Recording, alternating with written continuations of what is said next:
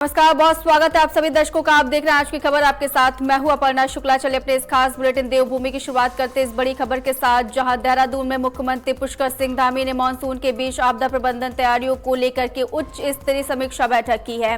बैठक में प्रदेश में भारी बारिश, भूस्खलन और आपदा की संभावित स्थितियों से निपटने की तैयारियों पर चर्चा की गई है। मुख्यमंत्री ने अधिकारियों को अलर्ट रहने, राहत और बचाव कार्यों को प्रभावी बनाने, साथ ही संवेदनशील क्षेत्रों में विशेष निगरानी रखने के निर्देश दिए हैं।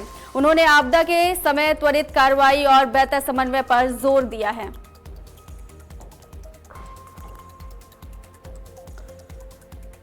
और वहीं देहरादून में आयोजित अग्निवीर संवाद कार्यक्रम में मुख्यमंत्री पुष्कर सिंह धामी ने बड़ी संख्या में मौजूद युवाओं से संवाद किया है। इस दौरान उन्होंने अग्निवीरों के भविष्य, राष्ट्र सेवा और पुनर्वास से जुड़े मुद्दों पर चर्चा की है। मुख्यमंत्री ने कहा है कि उत्तराखंड वीर भूमि और सैनिक व उनके परिवारों का सम्मान सरकार की प्राथमिकता है। उन्होंने बताया कि अग्निवीरों के भविष्य को सुरक्षित करने के लिए राज्य सरकार ने सरकारी सेवाओं में 10% क्षैतिज आरक्षण का निर्णय लिया है। मुख्यमंत्री ने कहा है कि अग्निवीरों के अनुभव, कौशल का उपयोग कर उन्हें बेहतर अवसर उपलब्ध कराए जाएंगे।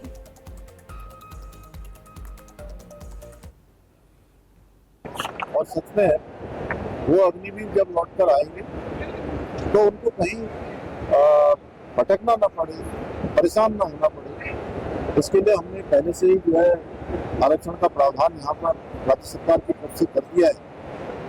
और हम प्रयास करेंगे कि अग्निवीर यहाँ सरकारी सेवाओं के साथ साथ स्वरोजगार को भी अपनाएं। आने के बाद अपने स्वरोजगार के साथ साथ दूसरे लोगों को भी रोजगार देने का काम उनके माध्यम से, जैसा अभी जनरल गुलाब सिंह रावत जी ने कहा कि वो केवल रोजगार खोजने वाले न बने, बल्कि आने वाले समय में रोजगार देने वाले बने। उसमें हमारी सरकार यहाँ पर एक समर्पित रूप से अग्निवीरों को एक समर्पित सेल बनाएगी और उसमें अग्निवीरों को जो है जिम्मेदारी भी दी जाएगी।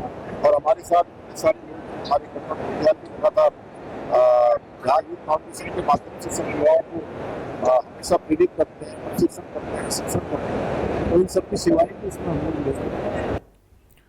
और वहीं हरिद्वार में कांवड़ मेला 2026 को सुरक्षित और सुव्यवस्थित आयोजन को लेकर के हरिद्वार में मुख्य सचिव आनंद वर्धन की अध्यक्षता में अंतर्राज्यीय समन्वय बैठक आयोजित किया गया। बैठक में उत्तराखंड, उत्तर प्रदेश, दिल्ली, हरियाणा, राजस्थान, पंजाब और हिमाचल प्रदेश के अधिकारियों ने सुरक्षा, यातायात, भीड़ प्रबंधन और स्वास्थ्य सेवाओं के साथ ही आपदा प्रबंधन को लेकर के संयुक्त कार्य योजना पर चर्चा की है।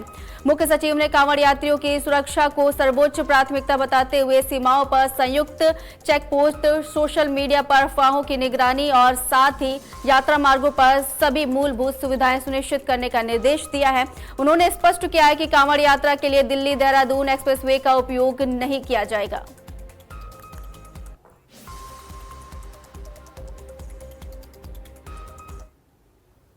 आज जो है मुख्य सचिव महोदय की अध्यक्षता में एक अंतर जनपदीय, अंतर्राज्यीय एक बैठक थी, जिसमें विभिन्न राज्यों के वरिष्ठ अधिकारीगण ने प्रतिभाग किया और कांवड़ यात्रा को सुचारू रूप से संचालित करने के लिए सभी में जो आवश्यक समन्वय करने की बात है वो इस मीटिंग में रखी गई। और सभी लोगों ने आश्वस्त किया है कि इसमें अच्छी व्यवस्था और अच्छा समन्वय रहेगा सभी के साथ।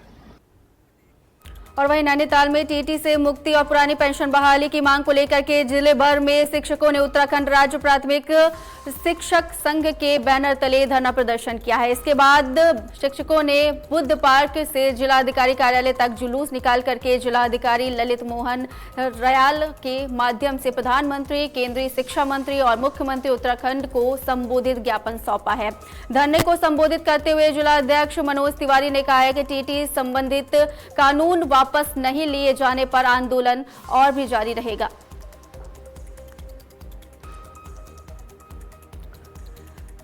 चलिए खबरों में आगे बढ़ते हैं। देहरादून में स्कूलों में दोबारा खुलने के बाद से छात्र सुरक्षा को लेकर के आरटीओ विभाग ने स्कूली वाहनों की जांच के लिए 3 चरणों में अभियान शुरू करने की तैयारी की है। आरटीओ प्रवर्तन डॉक्टर अनीता चमोला ने बताया है कि बाल आयोग जनता की शिकायतों और सुप्रीम कोर्ट के निर्देशों के आधार पर स्कूल बसों और साथ ही अन्य वाहनों की सघन जाँच की जाएगी। पहले चरण में स्कूल समय के दौरान चेकिंग बढ़ा करके वाहनों के दस्तावेज, ओवरलोडिंग और इसके अलावा अन्य नियमों की जांच की जाएगी। दूसरे चरण में बस चालकों और सहायकों को सड़क सुरक्षा के लिए आईडीटीआर में विशेष प्रशिक्षण दिया जाएगा।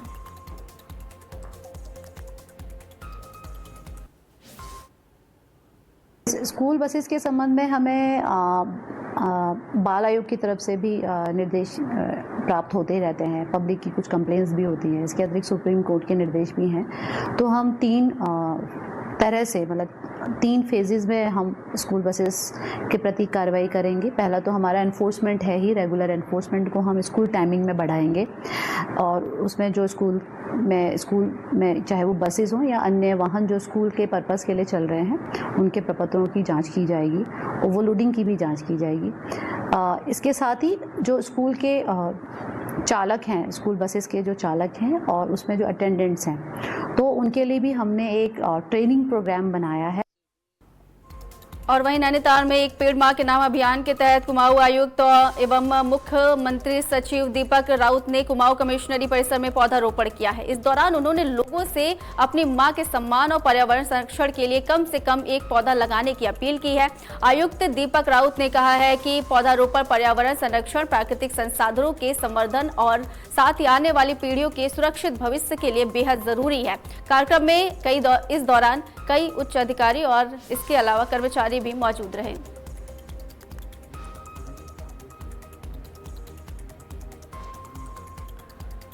और वहीं देहरादून में भारी बारिश के बावजूद राहुल गांधी के सभा स्थल पर छात्रों का उत्साह देखने को मिला है। बारिश की परवाह किए बगैर बड़ी संख्या में छात्र छात्राएं कार्यक्रम स्थल पर पहुंचे और राहुल गांधी को सुनने के लिए मौजूद रहे। खराब मौसम के बीच युवाओं की मौजूदगी चर्चा का विषय बनी रही है। सभा स्थल पर सुरक्षा व्यवस्थाओं को लेकर के प्रशासन भी सक्रिय नजर आया।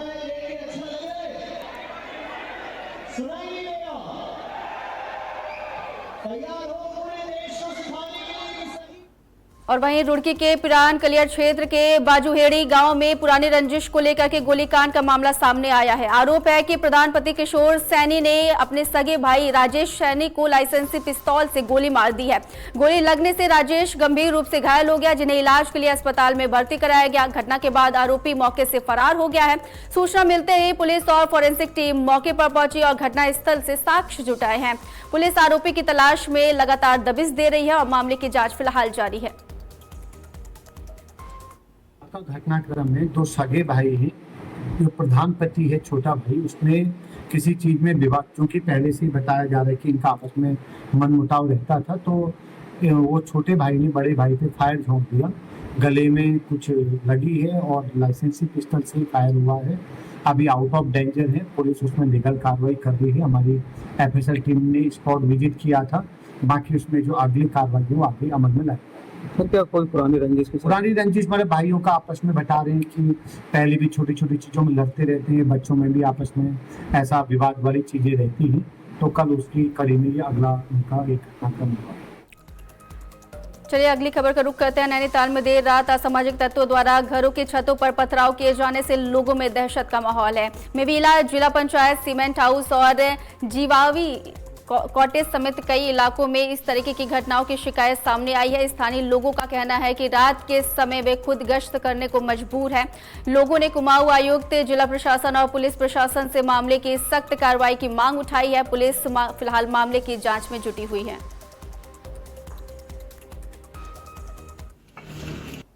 दहशत है, बच्चे पढ़ नहीं पा रहे हैं, कॉलेज नहीं जा पा रहे हैं। हम लोग लेडीज जो भी हैं आसपास, हम कोई अंदर नहीं रह पा रहे हैं।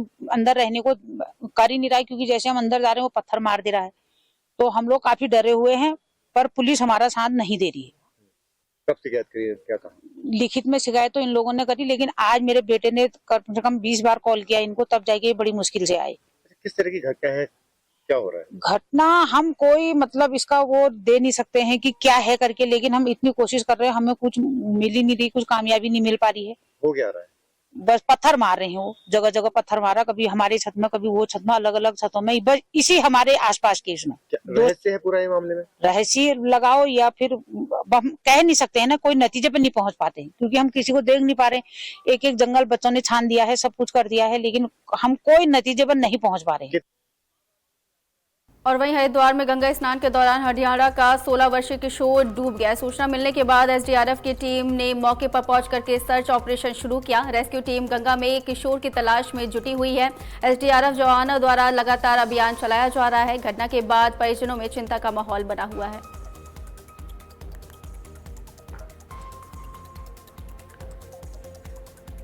चलिए खबरों में आगे बढ़ते हैं। रुद्रप्रयाग में लगातार हो रही बारिश को देखते हुए केदारनाथ क्षेत्र में प्रशासन हाई अलर्ट मोड पर है। जिलाधिकारी विशाल मिश्रा ने हालात पर नजर बनाए रखने और संबंधित विभागों को सतर्क रहने का निर्देश दिया है। बारिश के कारण यात्रा मार्गों और संवेदनशील क्षेत्रों की निगरानी बढ़ा दी गई है। प्रशासन की टीमें लगातार स्थिति का जायजा ले रही है और श्रद्धालुओं की सुरक्षा को प्राथमिकता दी जा रही है। और वहीं रुद्रप्रयाग में केदारनाथ यात्रा मार्ग पर जमा मलबा हटाने के बाद ट्रैक रूट को फिर से खोल दिया गया है। प्रशासन ने मार्ग को सुरक्षित बनाने के बाद आवाजाही शुरू कर दी है। जिलाधिकारी विशाल मिश्रा ने बताया कि यात्रा मार्ग को लगातार निगरानी की जा रही है और श्रद्धालुओं की सुरक्षा को प्राथमिकता दी जा रही है। मौसम की स्थिति को देखते हुए प्रशासन अलर्ट मोड पर है। उत्तराखंड एसटीएफ के एसएसपी अजय सिंह ने ऑनलाइन गेमिंग को लेकर के अभिभावकों को सतर्क किया है। उन्होंने कहा है कि बच्चों को पढ़ाई या अन्य जरूरतों के लिए मोबाइल देने के बाद कई बार माता पिता उनकी सही तरीके से निगरानी नहीं कर पाते हैं, जिसका फायदा उठा करके बच्चे गेमिंग ऐप की लत का शिकार हो जाते हैं। एसएसपी ने बताया है कि कई मामलों में गेमिंग ऐप के जरिए साइबर फ्रॉड सामने आए हैं, जहां लोगों के बैंक खातों से बड़ी रकम गायब हो गई है। उन्होंने कहा है कि बच्चे अनजाने में खतरनाक लिंक तक पहुंच जाते हैं और साइबर अपराधियों का निशाना बन जाते हैं। उन्होंने अभिभावकों से अपील की है कि बच्चे के मोबाइल इस्तेमाल पर नजर रखें, अनजान ऐप डाउनलोड ना करें और साथ ही उन्हें ऑनलाइन खतरों के प्रति जागरूक करें।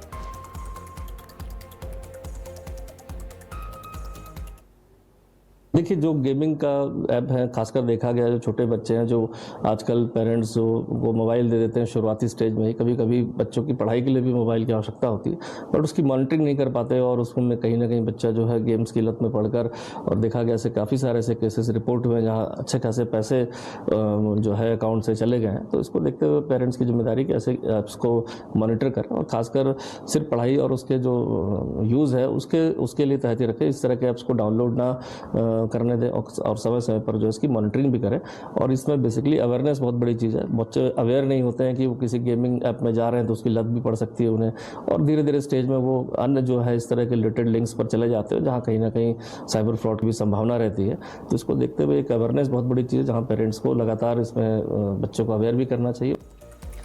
और वहीं रुद्रप्रयाग के तरसाली फाटा रोड पर एक दर्दनाक सड़क हादसा सामने आया, जहां एक ट्रक अनियंत्रित होकर के गहरी खाई में जा गिरी, जिसमें 2 लोगों की मौत हो गई। हादसे की सूचना मिलते ही सोनप्रयाग से एसआई आशीष डिमरी के नेतृत्व में एसडीआरएफ की टीम ने मौके पर पहुंची और एसडीआरएफ, जिला पुलिस, फायर सर्विस और एनडीआरएफ ने संयुक्त रूप से रेस्क्यू अभियान चलाया। बचाव टीम ने रस्सियों और विशेष तकनीक की मदद से करीब 100 मीटर गहरी खाई तक उतर करके दुर्घटनाग्रस्त ट्रक तक पहुंच बनाई और राहत का कार्य किया।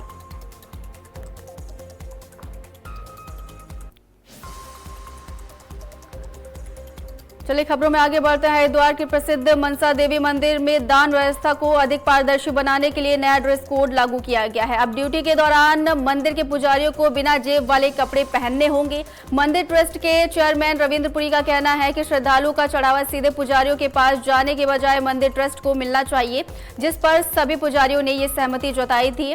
और उन्होंने ये बताया है कि मंदिर परिसर में 65 सीसीटीवी कैमरे भी लगाए गए हैं और ड्यूटी के दौरान किसी भी तरह की अनियमितता कैमरे में पकड़े जाने पर संबंधित व्यक्ति के खिलाफ सख्त कार्रवाई की जाएगी। ट्रस्ट का कहना है कि इस कदम का उद्देश्य मंदिर की व्यवस्था और श्रद्धालुओं के विश्वास को और मजबूत करना है।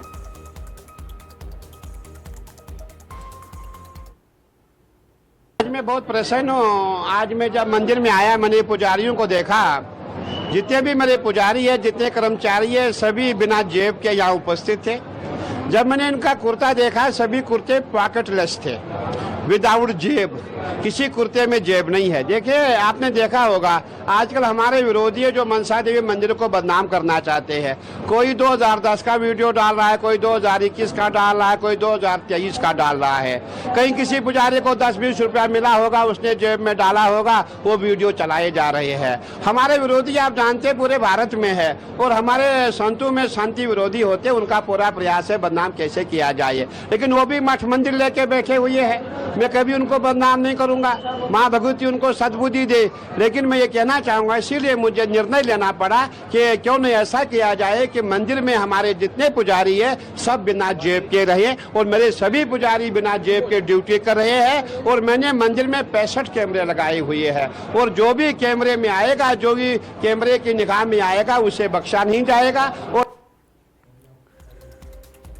और वहीं उत्तरकाशी से मानसून की चुनौती की ये तस्वीर सामने आई है। हर की दून घाटी में उफनते नालों के कारण रास्ते बंद हो गए हैं, तो लोगों को जेसीबी मशीन की बकेट में उठा करके जल धारा पार कराई गई है। स्थानीय लोगों के लिए ये मजबूरी का सहारा बन गया, क्योंकि दूसरी ओर पहुंचना बेहद जरूरी था।